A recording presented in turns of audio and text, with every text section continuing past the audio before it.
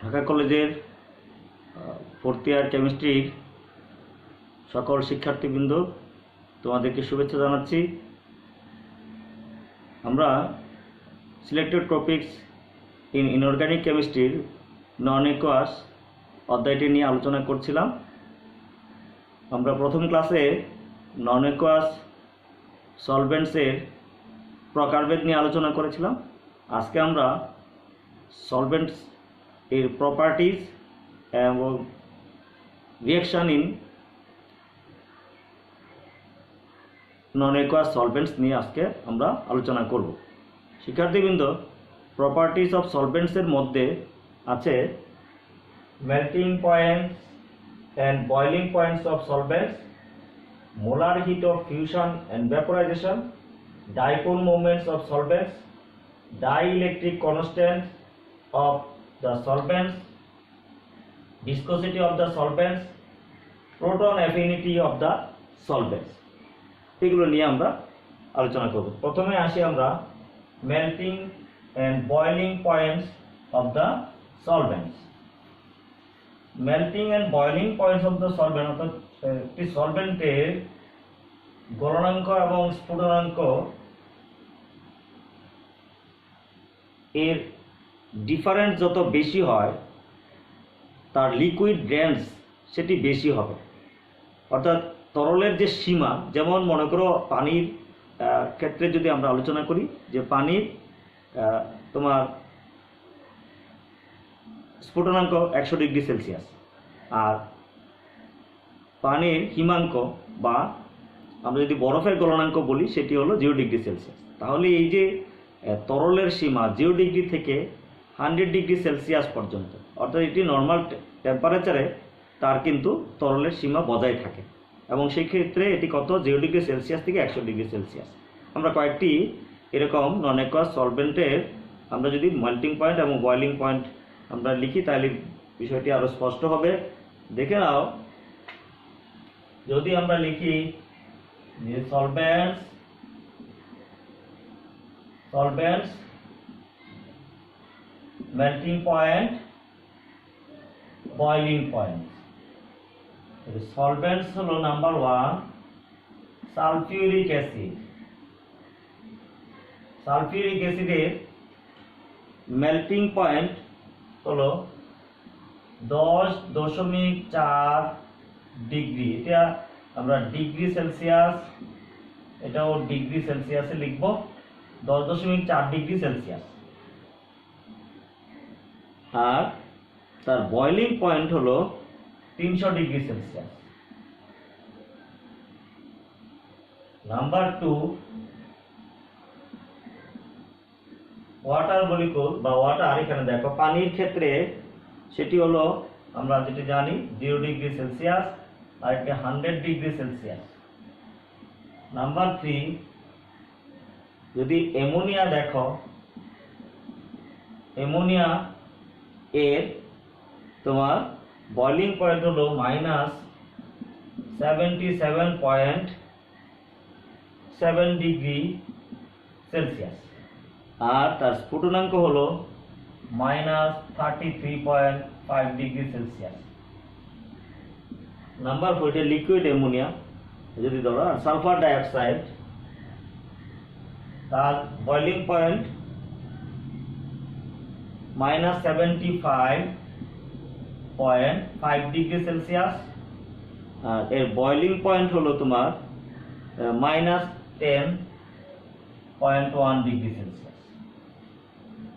5 hydrogen fluoride.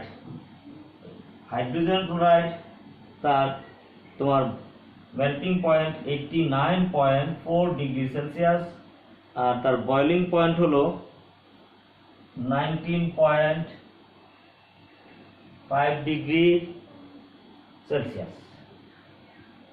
Number 6 এটি dinitrogen টেট্রাঅক্সাইড, nitrogen আমরা peroxide বলি, এটিও একটি নন অ্যাকুয়াস সলভেন্ট। তোমরা জানো এটি -11.1 ডিগ্রি সেলসিয়াস আর তার বয়লিং পয়েন্ট হলো 21.2 ডিগ্রি সেলসিয়াস। এখানে দেখে নাও যে এই যে লিকুইড ড্যান্স, এখানে আমরা সালফিউরিক অ্যাসিড এবং এখানে দেখো এই পানি, এই দুইটির লিকুইড ড্যান্স সবচেয়ে বেশি, ফলে এরা সলভেন্ট হিসেবে বেশি পরিমাণে ব্যবহৃত হয়। এবং আমরা জানি পানি একটি সার্বজনীন কি দ্রাবক, কারণ তার লিকুইড ড্যান্স 0 ডিগ্রি থেকে 100 ডিগ্রি, খুব বেশিও না আবার খুব কমও না।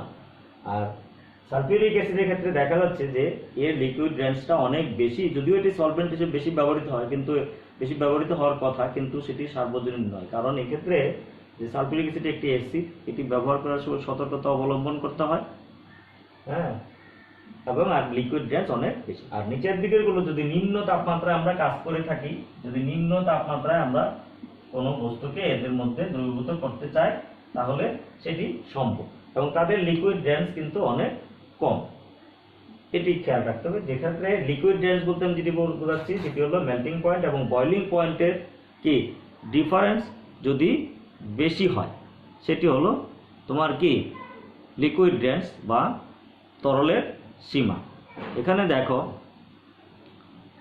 পানি কিন্তু অর্ডিনারি সাধারণ তাপমাত্রায় তার কি সেটি সহজে আমরা ব্যবহার করতে পারি, কিন্তু তুমি যদি খেয়াল করো সালফার ডাইঅক্সাইড এবং কি তুমি এই অন্যান্য গ্যাসসমূহ আমরা ইউজ করতে চাই, তাহলে তাদেরকে বের করতে হবে আন্ডার দিস কন্ডিশন, মানে কি তাদের তোমার অর্ডিনারি টেম্পারেচার অ্যান্ড প্রেসারে কিন্তু হবে না, তাদেরকে নির্ধারিত টেম্পারেচারে কি তাদের নিম্ন তাপমাত্রায় এবং নির্দিষ্ট প্রেসার ইউজ করে সেটিকে আমরা ব্যবহার করতে পারি। অর্থাৎ পানির ক্ষেত্রে কিন্তু আমার টেম্পারেচার, প্রেসার এগুলো আমাদের নর্মাল টেম্পারেচার এবং প্রেসারে আমরা পানিটিকে দ্রাবক হিসেবে ব্যবহার করতে পারি। আর তোমার ammonia, sulphur dioxide, hydrogen chloride, dinitrogen tetroxide, এই সবগুলোকে নিচেরগুলোকে কিন্তু আমাদের টেম্পারেচার এবং প্রেসার ইত্যাদি এগুলো ফিক্সড করি, অর্থাৎ টেম্পারেচার নিচে তাপমাত্রায় অর্ডিনারি টেম্পারেচার নিচে গিয়ে এবং প্রেসারও কিন্তু সেখানে ফিক্সড করে রাখতে হবে, না হলে সেটি লিকুইড অবস্থায় থাকবে না, কারণ জানো এটি সাধারণ তাপমাত্রায় এরা গ্যাস। তাহলে আমরা দেখতে পাচ্ছি যে লিকুইড ড্যান্স এবং এই তোমার এই কন্ডিশনের ক্ষেত্রে সবচেয়ে বেশি কি সলভেন্ট হিসেবে ইউজ হয় কি পানি। এই জন্য পানি একটি ইউনিভার্সাল কি সলভেন্ট বা সার্বজনীন দ্রাবক। এবার আমরা আসবো নাম্বার 2। নাম্বার 2 হলো আমরা বলছি molar heat of fusion or vaporisation. এই molar heat of fusion and vaporisation এটি কি, যে এক মোল বস্তুকে তোমার যদি তরল থেকে বাষ্পে পরিণত করতে চায়, অথবা তোমার এই ফিউশন কঠিন থেকে তরলে পরিণত করি, তাহলে যে পরিমাণ তাপশক্তির প্রয়োজন হয় সেটি হলো তোমার molar heat of fusion or vaporisation. আবার বলছি, মোলার হিট অফ ফিউশন মানে সেটি হলো যে এক মোল কোনো পদার্থকে কঠিন পদার্থ হতে গলিয়ে তাকে তরলে পরিণত করতে যে পরিমাণ তাপশক্তির প্রয়োজন হয় সেটি হলো তার মোলার হিট অফ ফিউশন। আবার মোলার হিট অফ ভেপোরাইজেশন হলো যে এক মোল কোনো তরল পদার্থকে তাপ প্রয়োগে বাষ্পে পরিণত করতে যে পরিমাণ তাপশক্তির প্রয়োজন হয় সেটি হলো তার মোলার হিট অফ ভেপোরাইজেশন। খেয়াল রাখবে এই molar heat of fusion or vaporisation, molar heat of fusion or vaporisation যদি বেশি হয়, molar heat of fusion or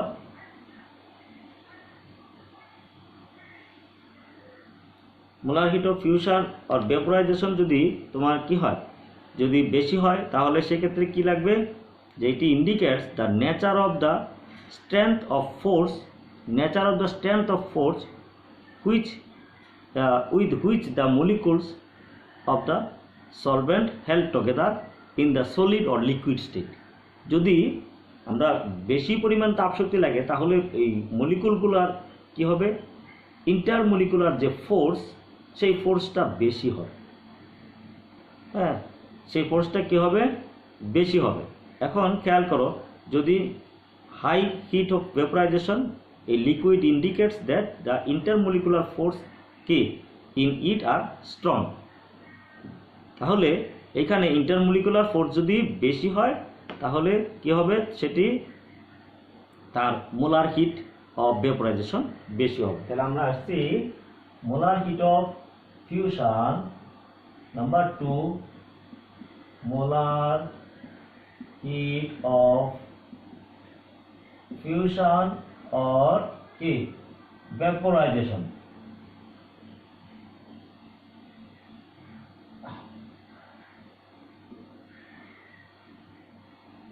molar heat of fusion আর ভেপোরাইজেশন ক্ষেত্রে আমরা কয়েকটি উল্লেখ করলেই সেটি বুঝবে, যেমন আমরা সলভেন্টস, মোলার হিট অফ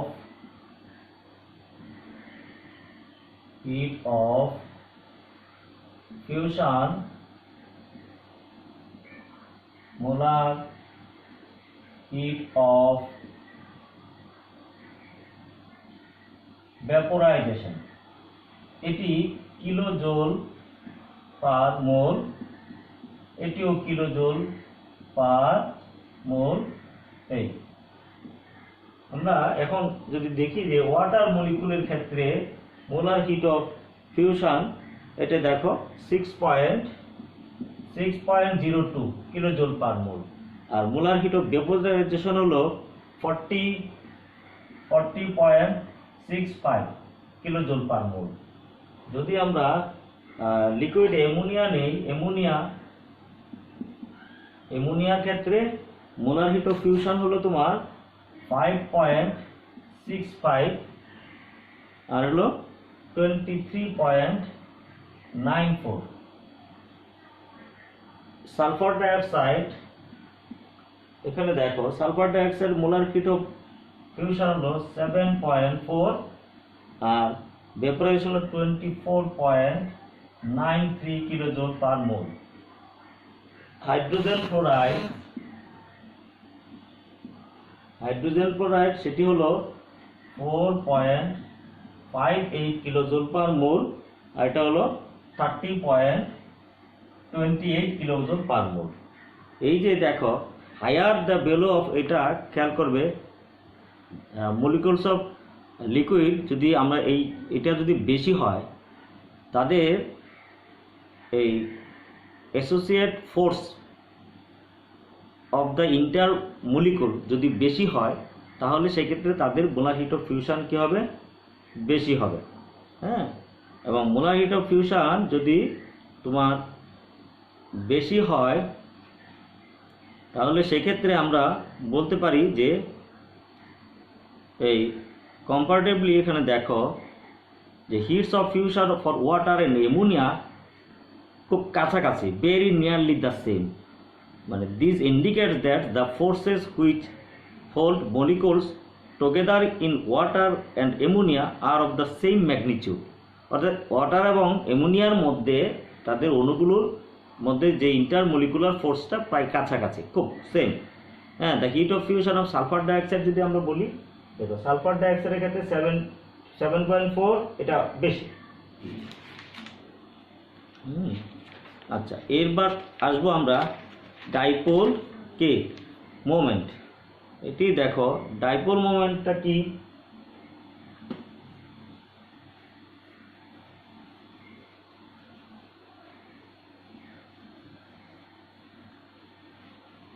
অর্থাৎ কম পরিমাণে রাসায়নিক পদার্থ থেকে যাদের হিট অফ ফিউশন এবং হিট অফ ভেপোরাইজেশন বেশি হবে তারা কম পরিমাণে তোমার কি করতে পারবে, তোমার এই রেঞ্জটা যখন বেশি হবে তারা বেশি পরিমাণে তাদের ওই তরলের মধ্যে যে কোনো বস্তুকে দ্রবীভূত করতে পারবে, যে রেঞ্জটা যার বেশি হবে এক্ষেত্রে, আর যে রেঞ্জটা যার কম হবে সেটি কিন্তু কম হবে। এটি আমরা বলছি যে যাদের ক্ষেত্রে এই রেঞ্জটা কি বেশি হবে। হ্যাঁ, হিট অফ খেয়াল রাখবে যে heat of molar heats of fusion এবং মোলার হিটস অফ ভেপোরাইজেশনের এই যে রেঞ্জ, এটি কি আমরা বলছি এর আগেরটাই, যে লিকুইড রেঞ্জটা এখানে বেশি, ফলে বেশি পরিমাণে সে পদার্থকে দ্রবীভূত করতে পারবে। আচ্ছা, এরপর আসবো আমরা তোমার ডাইপোল মোমেন্ট নাম্বার 3,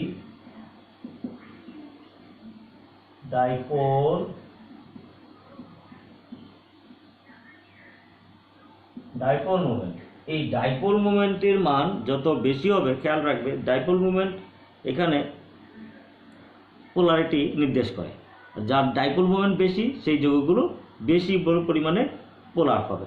যেমন মনে করো আমরা যদি কয়েকটি লিখি ডাইপোল মোমেন্ট এবং ডাই ইলেকট্রিক কনস্ট্যান্ট আমরা একসাথে লিখে ফেলি, ডাই ইলেকট্রিক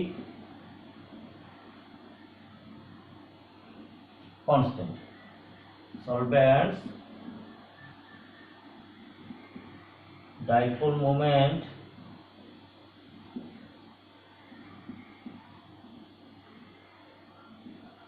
হলো ডাই ইলেকট্রিক কনস্ট্যান্ট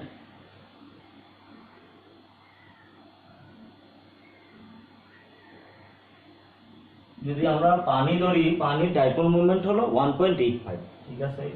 এটি ডি বাই ইউনিট, এটি 1.85 ডি বাই ইউনিট। হ্যাঁ, এটা ডি বাই ইউনিট, এটা ডিও লেখে শুধু ডি। এটি খেয়াল রাখবে যে আর ডাইইলেকট্রিক কনস্ট্যান্ট হলো তার 70, তোমার পানির ক্ষেত্রে এটা টেম্পারেচার যদি উল্লেখ করা হয় তাহলে 78.5 এট 25 ডিগ্রি সেলসিয়াস।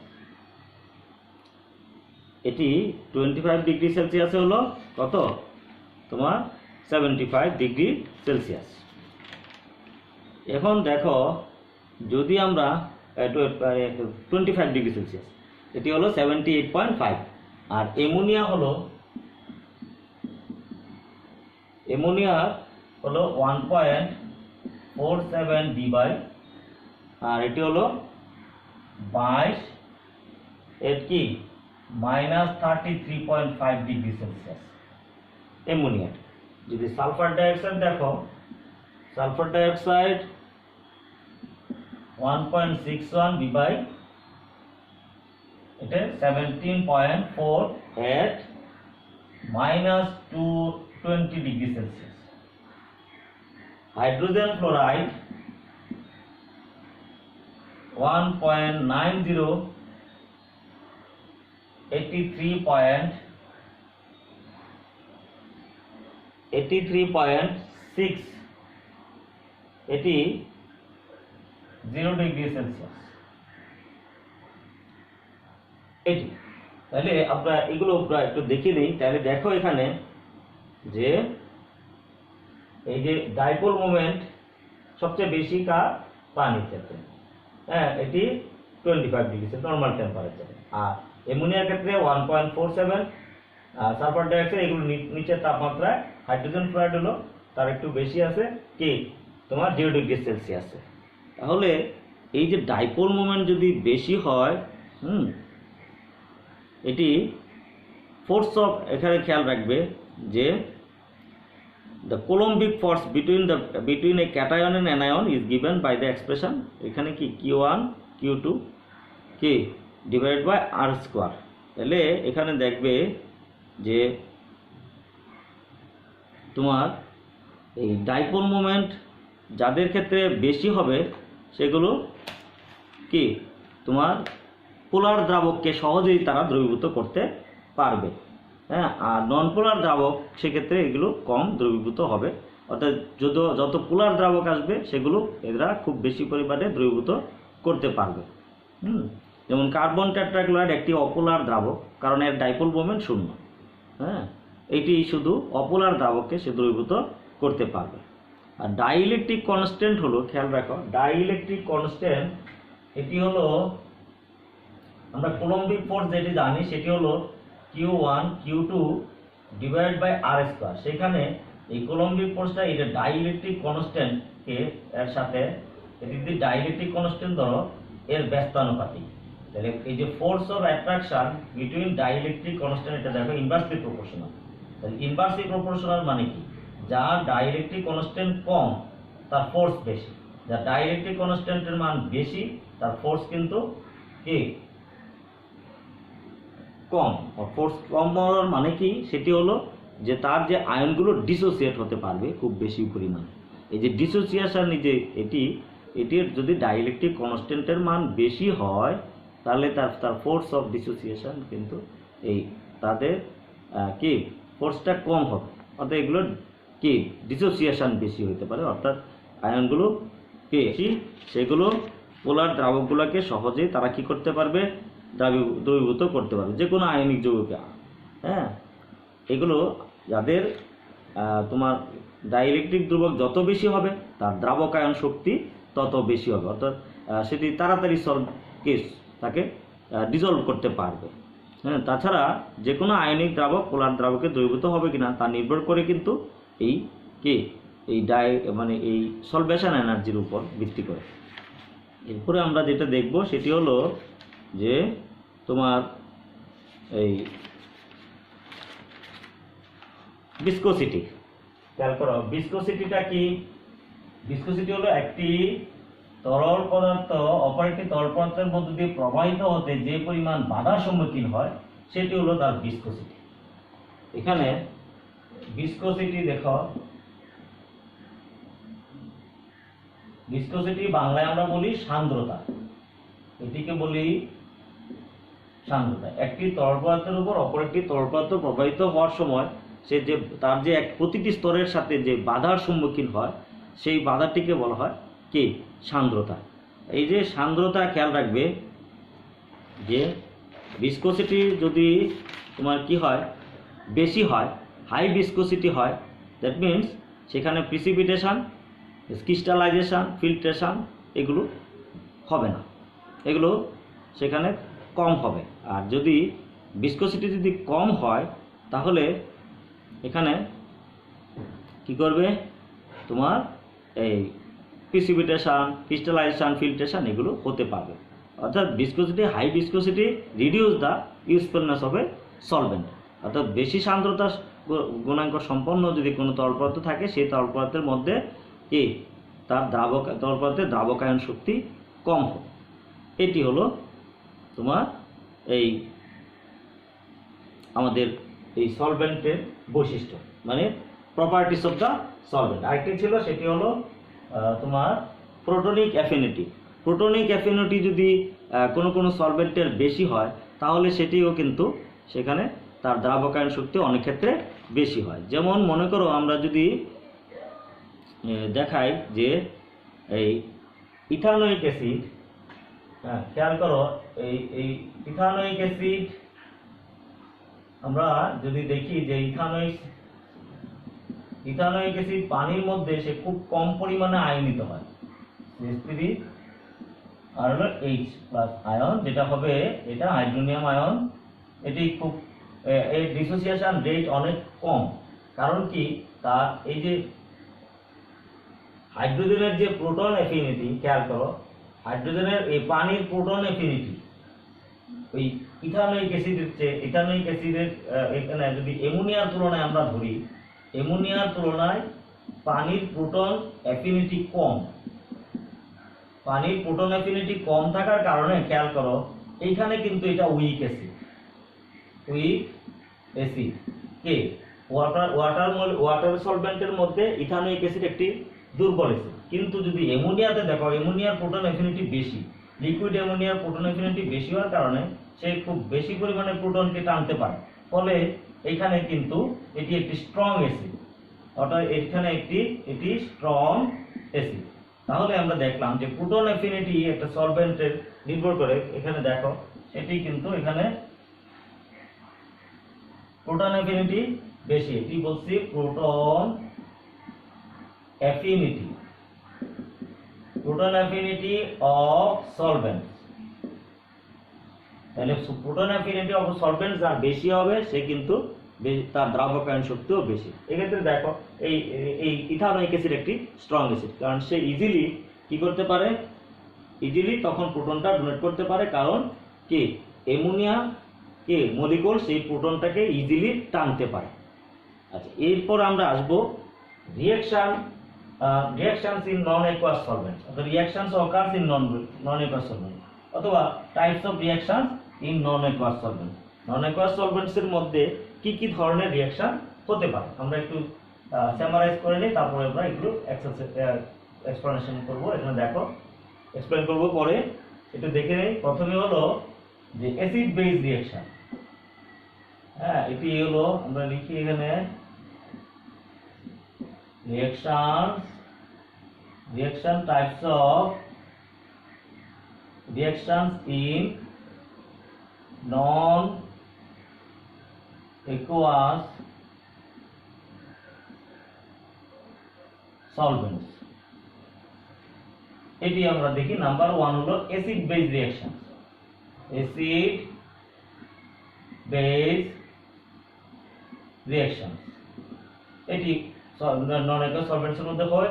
নাম্বার 2 হলো মেটাথেটিক্যাল reaction. মেটাথেটিক্যাল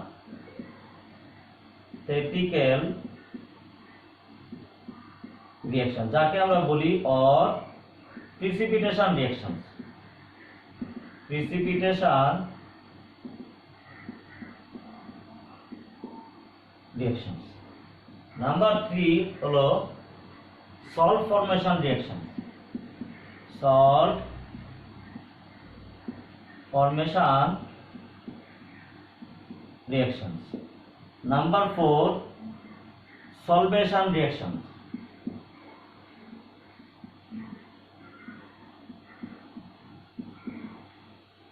number 5 solvolysis. Solvolysis reaction.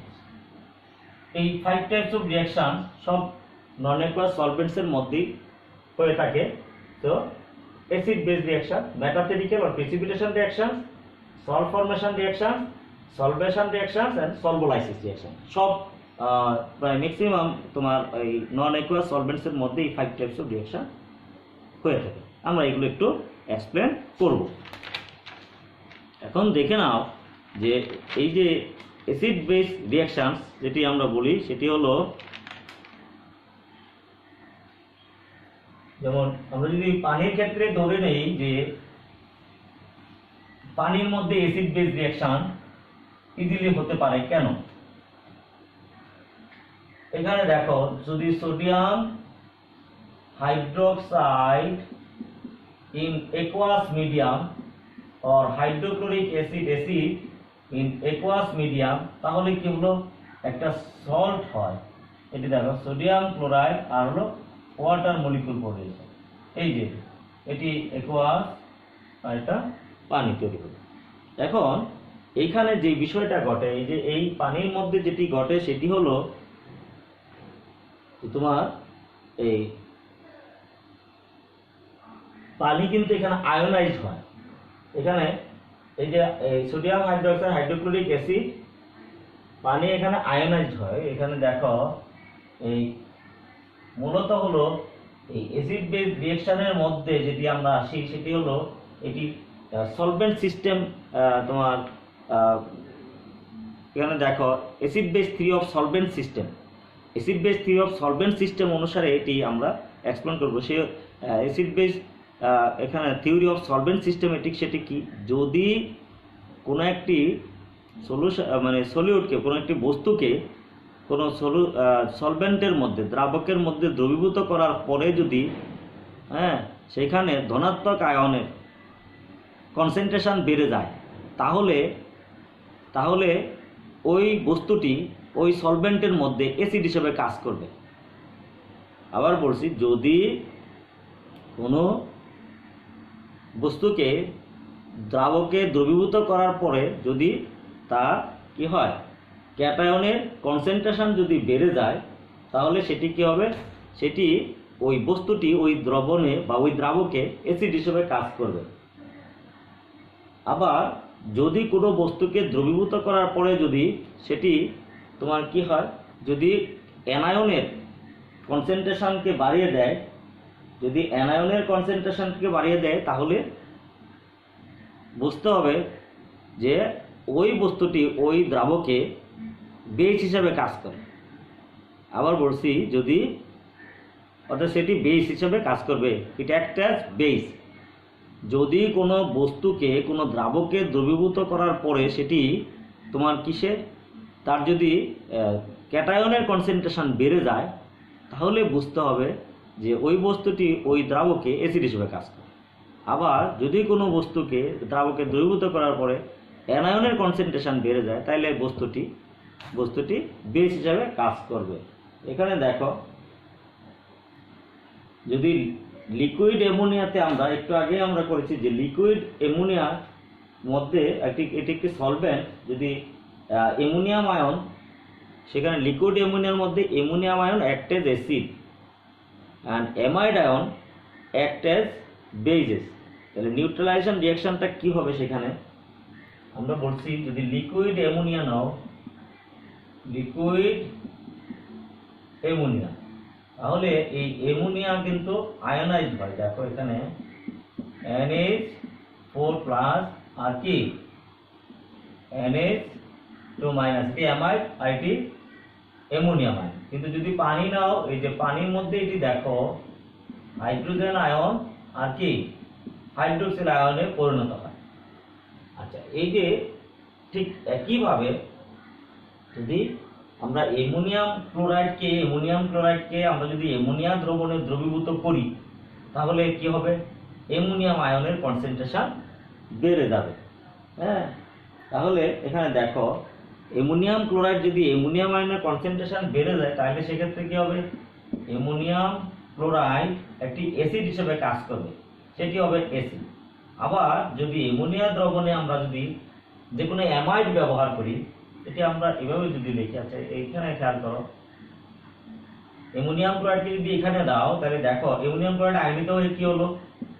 NH4+ আর কি ক্লোরাইড আয়ন হলো। তাহলে সেটা কি হবে? যে এই যে অ্যামোনিয়াম আয়নের কনসেন্ট্রেশন বেড়ে গেল, ক্যাটায়নের কনসেন্ট্রেশন বেড়ে গেল। আবার যদি তুমি সোডামাইডকে যদি এই অ্যামোনিয়া দ্রবণে তুমি ইয়ে করো, কি তুমি ডিজলভ করো, তাহলে সেটা কি হবে? দেখো এক্ষেত্রে এটা সোডিয়াম আয়ন হবে আর কি অ্যামাইড আয়ন হবে। এই যে অ্যামাইড আয়নের কনসেন্ট্রেশন তখন বেড়ে যাবে। তাহলে এটি তখন বেজ হিসেবে কাজ করবে আর এটি অ্যাসিড হিসেবে কাজ করবে। তাহলে এদের রিঅ্যাকশনের মধ্যে কি হবে? রিঅ্যাকশন হবে acid base reaction, this type of reaction. যেমন এখানে যেমন এটা অ্যাসিড আর এটা বেজ, তাহলে রিঅ্যাকশন করে যে সলিউশনের এখানে যে সলভেন্টের মধ্যে রিঅ্যাকশন করেছিল, সেই সলভেন্টটা প্রোডিউস হবে আর একটা সল্ট প্রোডাকশন হবে। সেটি আমরা করব। তাহলে দেখো, যদি এখন অ্যামোনিয়াম ক্লোরাইড নেই আর হলো সোডামাইড নেই, তাহলে তাদের মধ্যে রিঅ্যাকশনটা কি হবে? সোডিয়াম ক্লোরাইড হবে সল্ট আর হবে, খেয়াল করো, সেক্ষেত্রে অ্যামোনিয়া তৈরি হবে। এটি তোমরা যদি সমতা মিলাও তাহলে এটি হয়ে যাবে। তাহলে এখন দেখো, এটি হলো সল্ট আর এটি হলো নিউট্রালাইজেশন হলো। তাহলে নিউট্রালাইজেশন হলে এটি অ্যাসিড, এটি বেজ, তাহলে এই যে অ্যাসিড বেজ রিঅ্যাকশন হলো, এখানে সল্ট ফর্মেশন হলো। এখানে আমরা একটা সল্ট ফর্মেশন এখানে পেয়ে গেলাম। এটি অর্থাৎ এই যে নন অ্যাকুয়াস সলভেন্টগুলো যেগুলো আমি বলছি যেগুলো আয়োনাইজ হয়, সেগুলো কি অ্যাসিড বেজ রিঅ্যাকশনে পার্টিসিপেট করবে। এটি ঠিক একইভাবে আমরা যদি এখানে বাইসালফেট নেই, পটাশিয়াম বাইসালফেট, হ্যাঁ, এখানে দেখো অ্যানাইড্রাইড সালফিউরিক অ্যাসিডের মধ্যে সে তখন আয়নিত হয়ে কি হবে? সালফিউরিক অ্যাসিডের মধ্যে পটাশিয়াম আয়ন হবে আর কি বাইসালফেট আয়ন হবে। তাহলে দেখো এই যে বাইসালফেট আয়নের মধ্যে সেটি কি হবে? এটি একটি বেস হিসেবে কাজ করবে, কারণ সালফিউরিক অ্যাসিড সে আয়নিত হয়ে হাইড্রোজেন আয়ন আর কি হাইড্রোজেন আয়ন আর হলো বাইসালফেট আয়ন তৈরি করবে। তাহলে এই যে অ্যানায়নের কি কনসেন্ট্রেশন বেড়ে গেল, তাহলে অ্যানায়নের যদি কনসেন্ট্রেশন বেড়ে যায়, তাহলে এটি তখন বেস হিসেবে কাজ করবে, আবার দেখো কি নেই? পারক্লোরিক অ্যাসিড নেই। হ্যাঁ, পারক্লোরিক অ্যাসিড যদি আমরা সালফিউরিক অ্যাসিড নেই, সেখানে সে তখন কি হবে? তোমার সালফিউরিক অ্যাসিড এটি কিন্তু এটি আসলে এইরকম তৈরি করে H3SO4+, এটি এইরকম আয়নটি তৈরি করে। তাহলে এখানে সেটি কি হবে? এই পারক্লোরেট আয়ন তৈরি হবে আর এটা H3SO4+ আয়ন তৈরি হবে। তাহলে দেখো এইটার কনসেন্ট্রেশন বেড়ে গেল। তাহলে এটার যদি কনসেন্ট্রেশন বেড়ে যায়, অর্থাৎ পজিটিভ আয়ন কনসেন্ট্রেশন, সেটি তখন এখানে অ্যাসিড হিসেবে কাজ করে। তাইলে এখন এই দুইটাকে যদি আমরা সালফিউরিক অ্যাসিডে নেই, পটাশিয়াম কি বাইসালফেট আর হলো পারক্লোরিক অ্যাসিড, এটি যদি আমরা রিঅ্যাকশন করি তখন কি তৈরি হবে? পটাশিয়াম ক্লোরেট তৈরি হবে। পটাশিয়াম ক্লোরেট তৈরি হবে আর সেই সাথে তৈরি হবে সালফিউরিক অ্যাসিড। এই কথাটাই বলছিলাম। এটি তখন কি অ্যাসিড বেস রিঅ্যাকশন করবে। তাহলে এইটি হলো বেস আর এটি হলো অ্যাসিড, এইভাবে। তাহলে এটি আমরা আলোচনা করলাম। এবার আমরা আসব তোমার এই মেটাথেটিক্যাল রিঅ্যাকশন। মেটাথেটিক্যাল রিঅ্যাকশনটা কি? সেটি হলো প্রিসিপিটেশন রিঅ্যাকশন। প্রিসিপিটেশন রিঅ্যাকশনটা দেখো, এখানে আমরা যদি খেয়াল করো, বেরিয়াম ক্লোরাইডের মধ্যে সিলভার নাইট্রেট দ্রবণ দেই, তাহলে সেটি প্রিসিপিটেশন পরে এখানে তুমি কি হবে দেখো, সিলভার ক্লোরাইড তৈরি হবে। সিলভার ক্লোরাইড আর হলো বেরিয়াম নাইট্রেট তৈরি হবে। হ্যাঁ, এটি সিলভার ক্লোরাইড অপেক্ষা করবে। এটি হলো একুয়াস মিডিয়াম, এটি একুয়াস, এটি একুয়াস, এটি একুয়াস মিডিয়াম। কিন্তু যদি তুমি লিকুইড অ্যামোনিয়া নাও, আমরা যেটি বলছি সেটা হলো মেটাথেটিক্যাল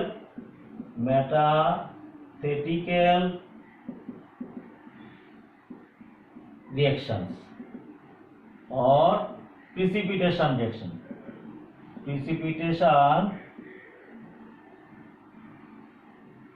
reaction. তাহলে সেইটি দেখো, যদি লিকুইড অ্যামোনিয়াতে নেই, এই বিপরীত বিক্রিয়াটা ঘটে যাবে। লিকুইড অ্যামোনিয়াতে এটি যেমন সিলভার ক্লোরাইড, হ্যাঁ, আর হলো বেরিয়াম নাইট্রেট, যদি লিকুইড অ্যামোনিয়াতে নেই তখন সেটি তোমার বেরিয়াম ক্লোরাইডের প্রিসিপিটেশন করে যাবে আর তৈরি হবে কি সিলভার নাইট্রেট। তোমার সলভেশন রিঅ্যাকশন, এখানে দেখো সলভেশন, এখানে সলভেশনটা কি? যে পানিতে যদি আমরা পানির দ্রবণ নেই, সেখানে দেখো সলভেশনটা হলো সলভেশন রিঅ্যাকশন। এটি হলো যে এই সলভেন্ট ওই সলিউটের সাথে অ্যাটাচড হয়ে কোনো যদি কম্পাউন্ড ফর্মেশন করে, সেটি হলো তোমার সলভেশন। সেটি আবার কি? সেটি দেখো, যেমন মনে করো কপার সালফেটকে যদি তুমি পানিতে দাও, কপার সালফেট সলিডকে পানিতে দাও, তাহলে সে কি করবে? 5 মলিকুলস অফ ওয়াটার এর সাথে যুক্ত হয়ে ক্রিস্টালাইজেশন হয়ে যাবে। এটিকে বলা হচ্ছে সলভেশন, হাইড্রেটেড। যেমন এটিকে আমরা বলি হাইড্রেটেড,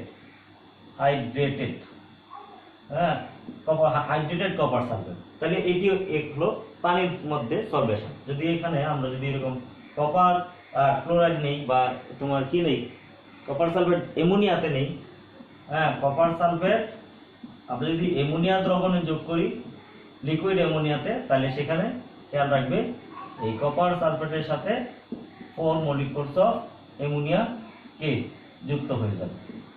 এটি হলো সলভেশন। তখন সেটাকে আমরা বলি হ্যাঁ অ্যামোনিয়েশন। এটাকে আমরা বলি কি? অ্যামোনিয়েশন, অ্যামোনিয়েটেড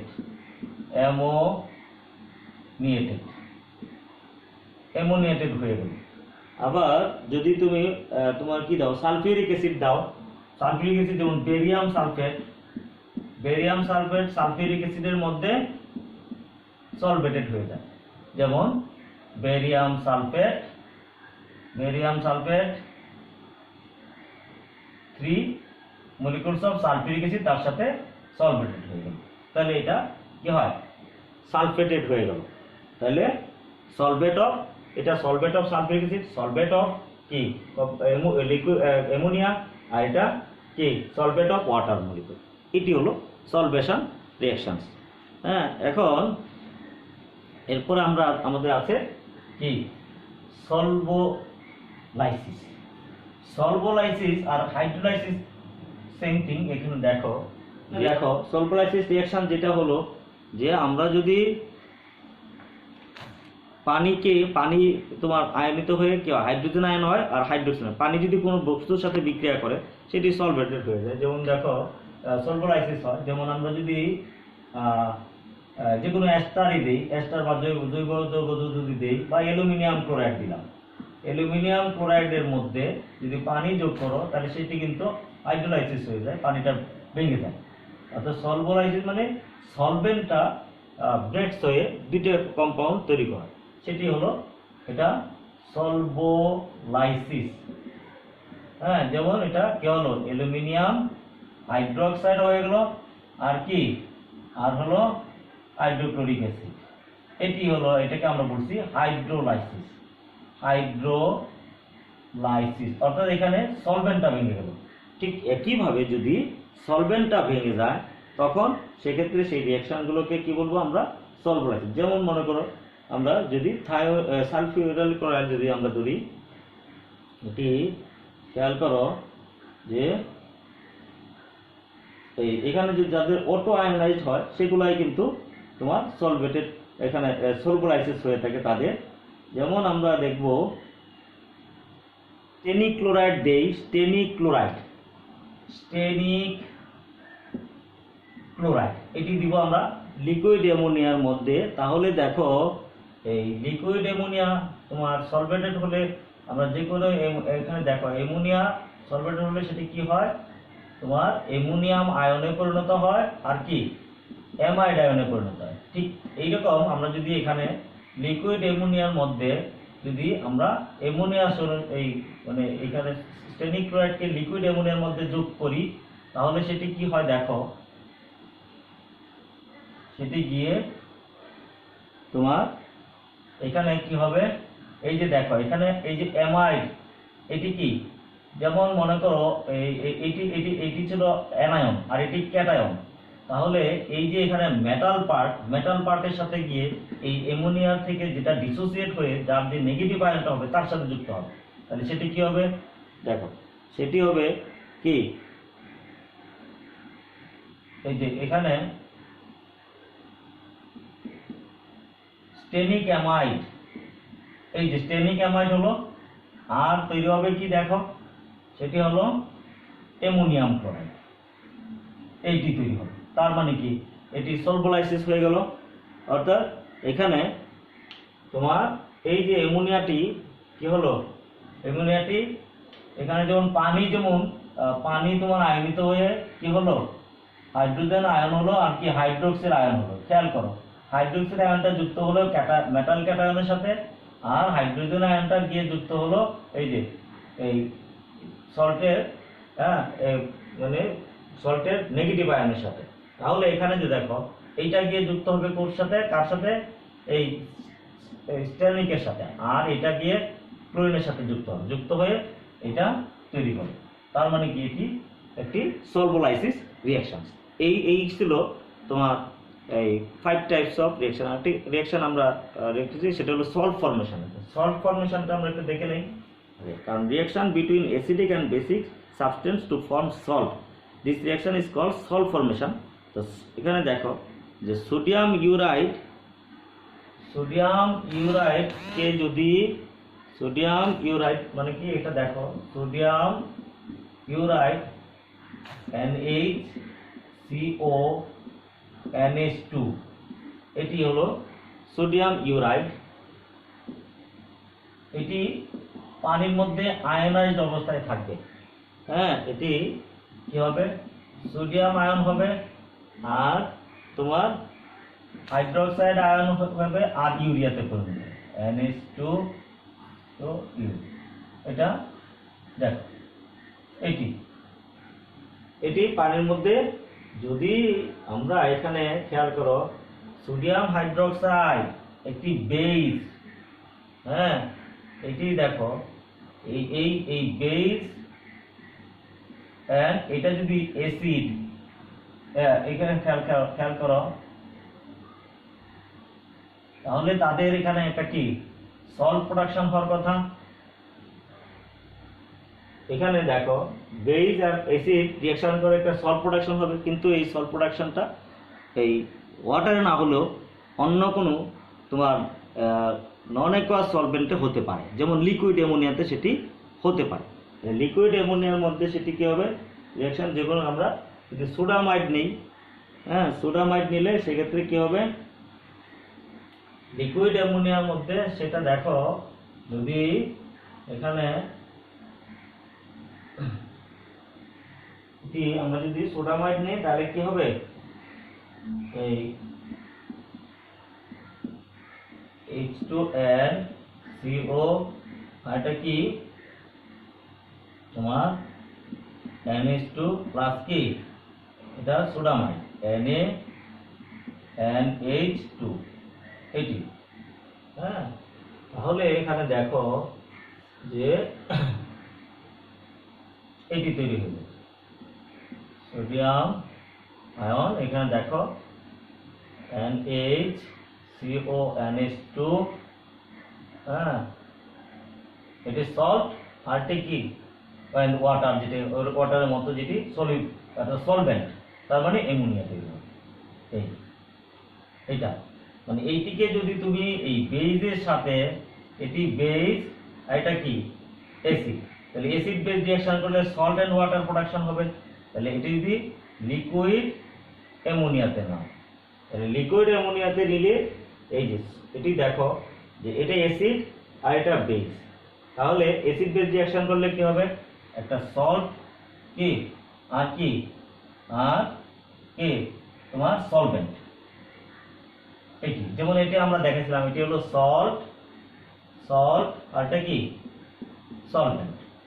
এটি বিপরীতভাবে দেখানো হয়েছে, কারণ এই বেজ আর যদি এই অ্যাসিড নাও, অর্থাৎ যে কোনো এই যে এই বেজটা তোমার কি হবে, এর সাথে কি তোমার রিঅ্যাকশন করে সল্ট অ্যান্ড ওয়াটার প্রোডাকশন করার কথা, কিন্তু সেটি করে না, সেটি হয় না। সেটি হয় কি এটা তোমার হাইড্রোলাইজ হয়ে যায়, এটা তোমার হাইড্রোলাইজ হয়ে যায়, অর্থাৎ এখানে এই সল্ট ফর্মেশনটা হচ্ছে না, কিন্তু লিকুইড অ্যামোনিয়াতে সল্ট ফর্মেশন হচ্ছে। এইভাবে তোমার 5 টাইপস অফ রিঅ্যাকশন আমাদের এই নন অ্যাকোয়াস সলভেন্টসের মধ্যে হয়ে থাকে। আগামী ক্লাসে আমরা প্রত্যেকটা তোমার নন অ্যাকোয়াস সলভেন্ট নিয়ে তাদের রিঅ্যাকশনকে আমরা স্টাডি করব। আজকে এইটুকুই, ধন্যবাদ তোমাদের সবাইকে।